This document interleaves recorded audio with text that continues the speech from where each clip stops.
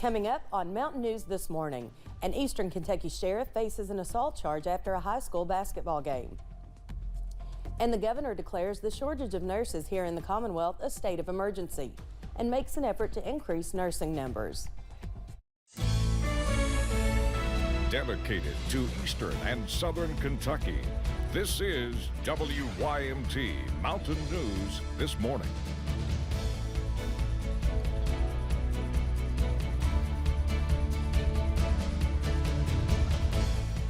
Good morning, I'm Chas Gayhart. It is 6 o'clock on Friday, December 10th. Let's go back over and check in with Brandon.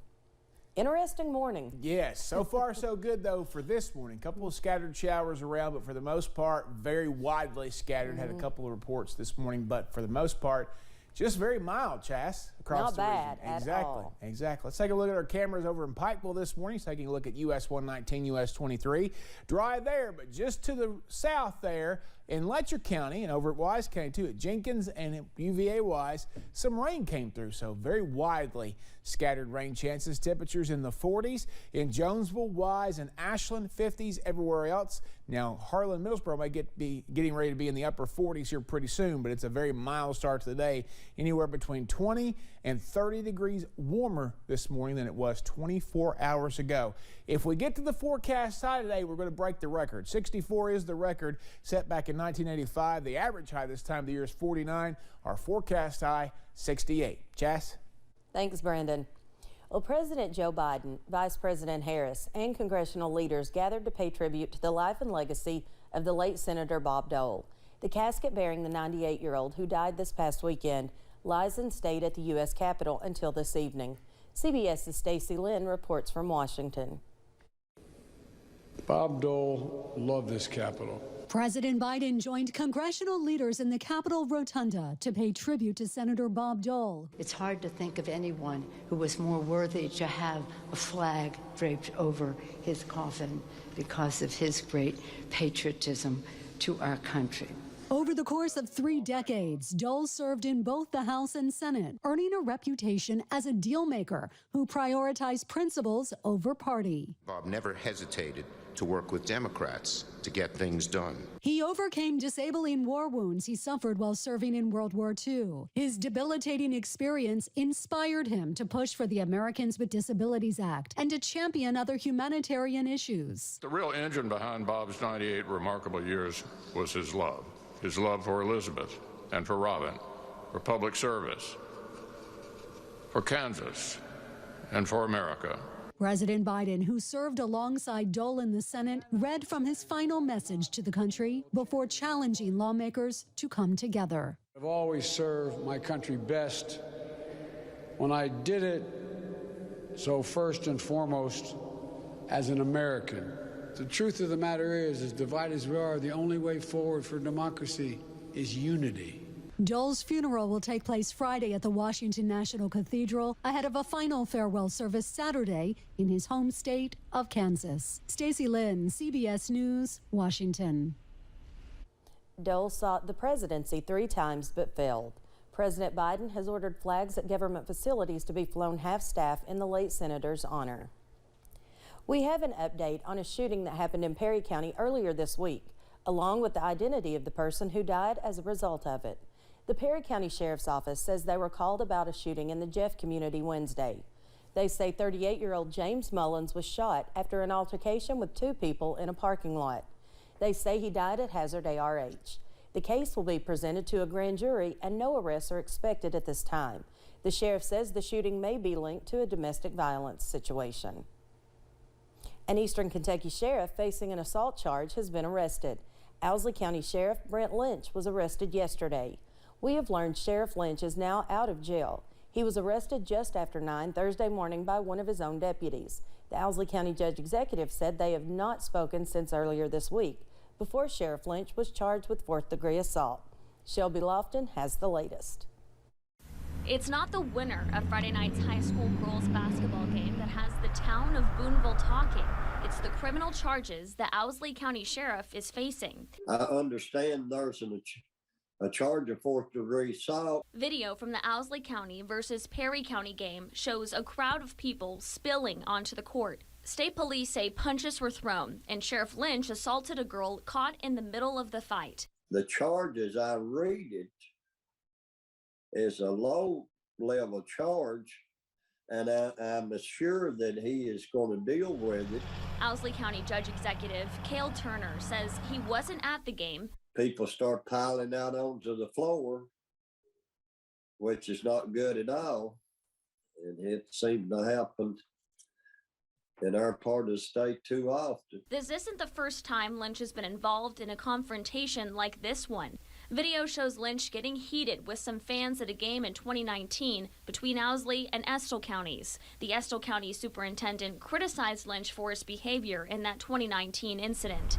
Judge Turner says he'll let the court decide how this situation plays out. I wasn't there, and what I saw, I didn't see anything that he done that I would think deserved to be charged. The Owsley County Superintendent said Sheriff Lynch won't be coaching at the next basketball game. He said that call was made per KHSAA recommendations. And the search warrant task force met for a final time yesterday.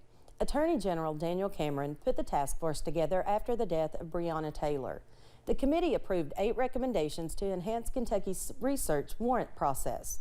Members of the search warrant task force hope these recommendations will alleviate some of the tension between the public and police. I think it will help. I think it should help, and I hope to goodness that it does help.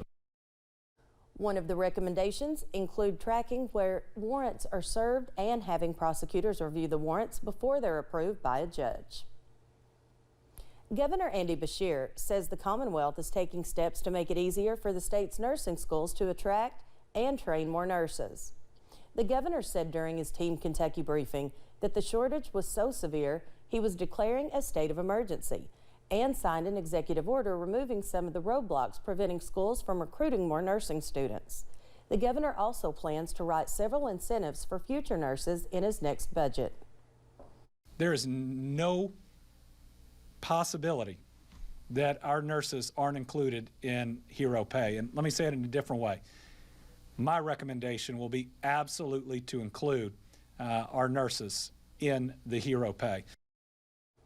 In addition to nurses, Democratic leaders have also heard from police and firefighters on why they should be included in hero bonus pay. A Kentucky lawmaker is hoping the upcoming legislative session will be the year Kentucky finally passes sports betting in the Commonwealth. Wednesday, lawmakers in Ohio passed a bill that would allow betting on college and professional sports as well as esports events. This leaves Kentucky and Missouri as the only surrounding states to not have a law on the books. As Chad Hedrick explains, supporters of the measure say it could generate millions of dollars for Kentucky. It's a billion-dollar industry that keeps failing to win big in Kentucky. I wish it would have been passed by now. Republican State Representative Adam Koenig from Erlanger has been pushing for Kentucky to legalize sports betting. He says an estimated $2 billion is wagered illegally in Kentucky every year. Just this week, Ohio lawmakers passed a bill for it. Should it be signed into law, it would leave Kentucky and Missouri as the only nearby states still banning sports betting. In northern Kentucky, you can drive across the river pretty quickly.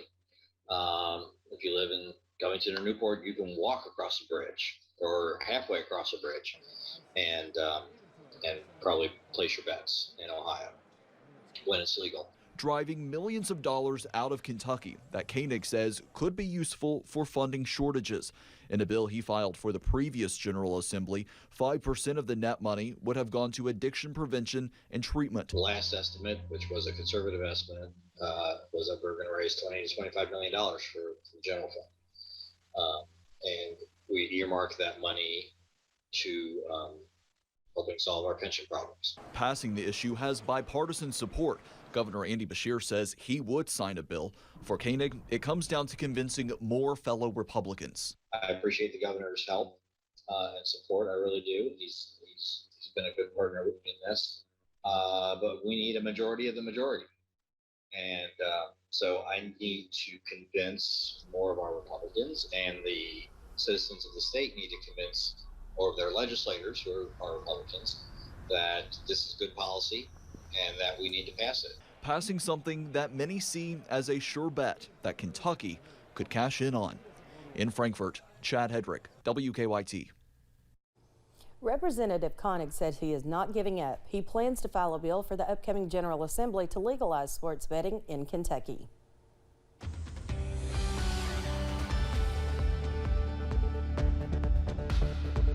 Coming up on 6:10, cloudy skies out there on this severe weather alert day, but it's not today we're worried about. It's tonight and tomorrow. We're seeing a few little scattered showers come through, widely scattered, but they'll be around off and on throughout the day. Temperatures in the 40s in Ashland, Wise, and Jonesville, but everybody else is in the 50s right now, and even Jackson's at 56 along with Irvin as well. That's kind of the warm spots in our region. If we get to 68 today, like I mentioned a few minutes ago, we will break the record at the National Weather Service office, but it's going to be breezy. Could see winds gust up to 30 miles per hour or better during the day, 50 miles per hour or better at night before the front even gets here. Breezy with chances of those for scattered showers. And of course, our severe weather alert day coverage continues with some strong storms possible late tonight and tomorrow before a brief cool down by the end of the weekend. Jess? Thank you, Brandon, and thank you for joining Mountain News this morning. More news is on the way. When we return, a federal jury finds a former reality TV star guilty of serious charges.